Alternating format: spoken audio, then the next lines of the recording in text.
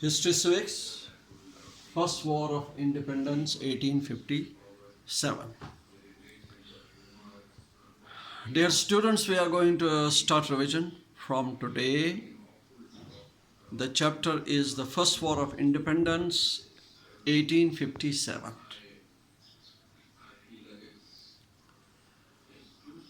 The 1857 war, the Great Uprising, the nationalists described it as the First War of Independence. जो nationalist थे leaders उस समय उन्होंने 1857 great uprising को पहली जंग आज़ादी मान लिया कि ये पहली जंग आज़ादी है हिंदुस्तान की। इसमें सिपाही के अलावा लाखों हिंदुस्तानियों ने भाग लिया। The sepoys and millions of Indians took part in it.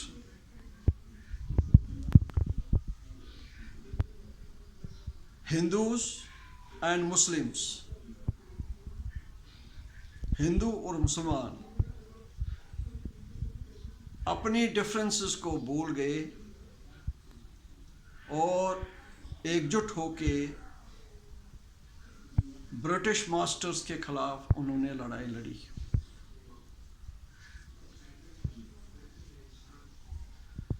हालांकि इसमें कोई कामयाबी नहीं हुई।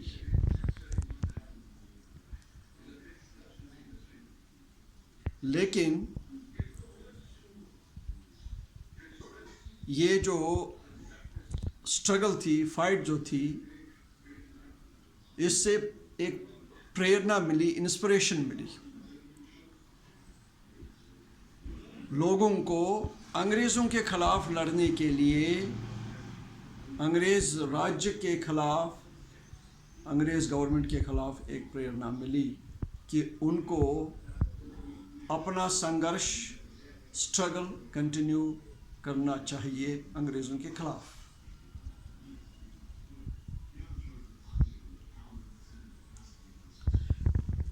इसमें बहुत से कारण थे। There were many causes which led to the first war of independence. जैसे political causes, राजनीतिक कारण थे इसमें।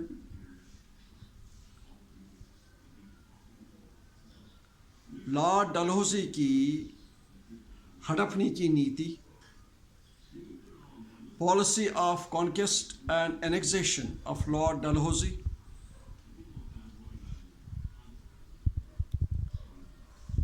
उससे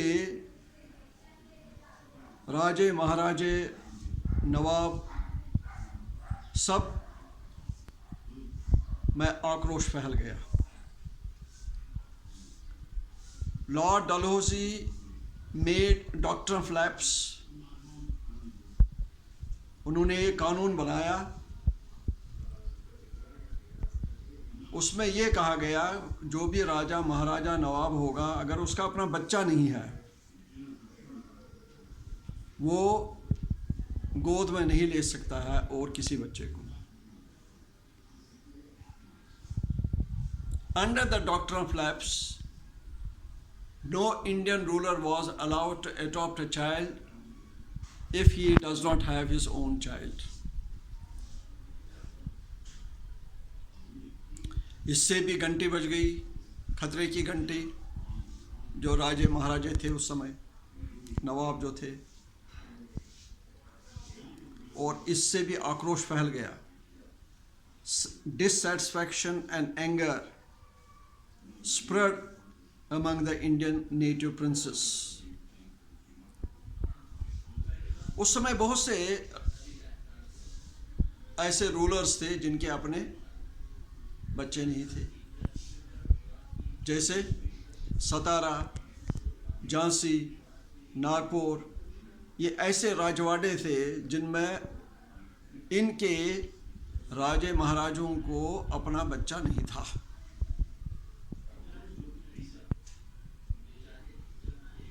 So this became one of the important cause of the first war of independence. People also became angry. The rulers were also angry, dissatisfied with this doctrine of lapse.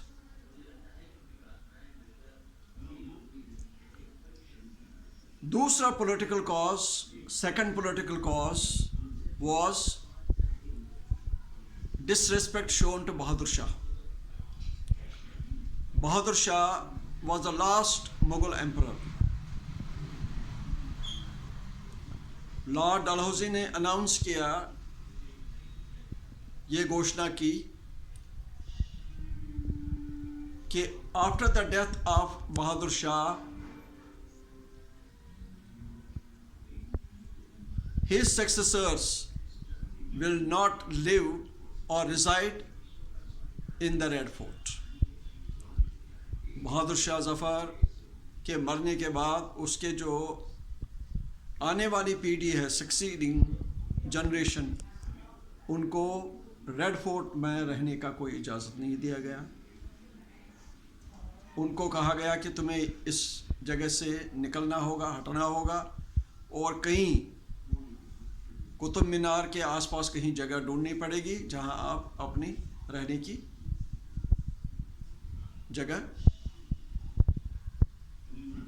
आप वहां रह सकते हैं, कुतुब मीनार के आसपास कहीं।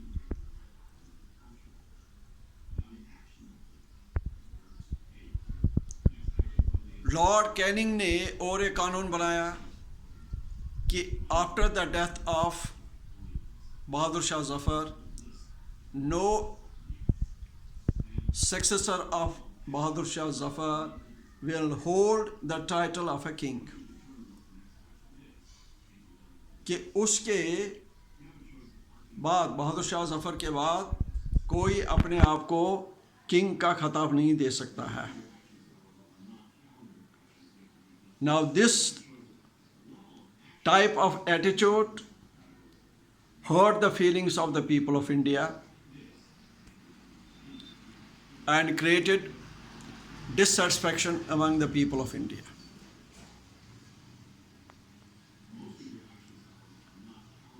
Third political cause, नाना साहब, जो एडॉप्टेड सन थे पेशवा बाजीराव सेकंड के, उसको ईस्ट इंडिया कंपनी ने पेंशन नहीं दिया। दे रिफ्यूज्ड टू, नाना साहब जो थे उसको पेंशन उन्होंने नहीं दिया। They refused to give him the pension and he was not acknowledged as a Peshwa by the British East India Company.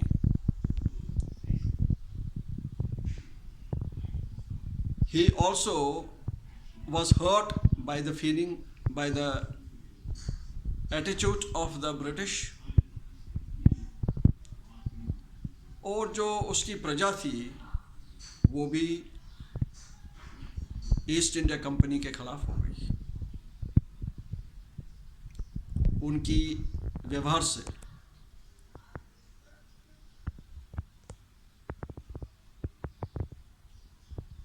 Fourth cause, political cause,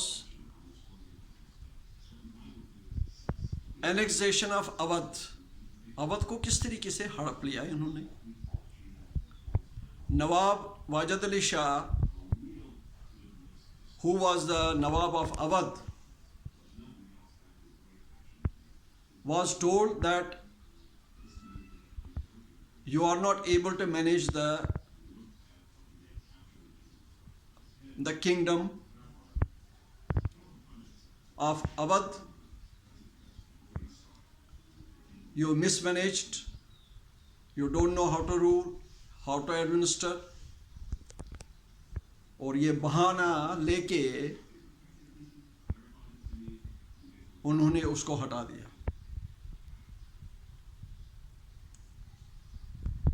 और इसके परिणाम भी गंभीर निकले। ताल्लुकदार, जमींदार, उनकी ज़मीन भी उन्होंने हड़प ली। जो उसके नौकर चाकर थे, नोबल्स थे, दरबारी थे, उनको भी हटा दिया। जो उसके फौजी थे, आर्मी थी, उसको भी हटा दिया। And as a result of it they lost the source of their livelihood. They also became the enemies of the British East India Company.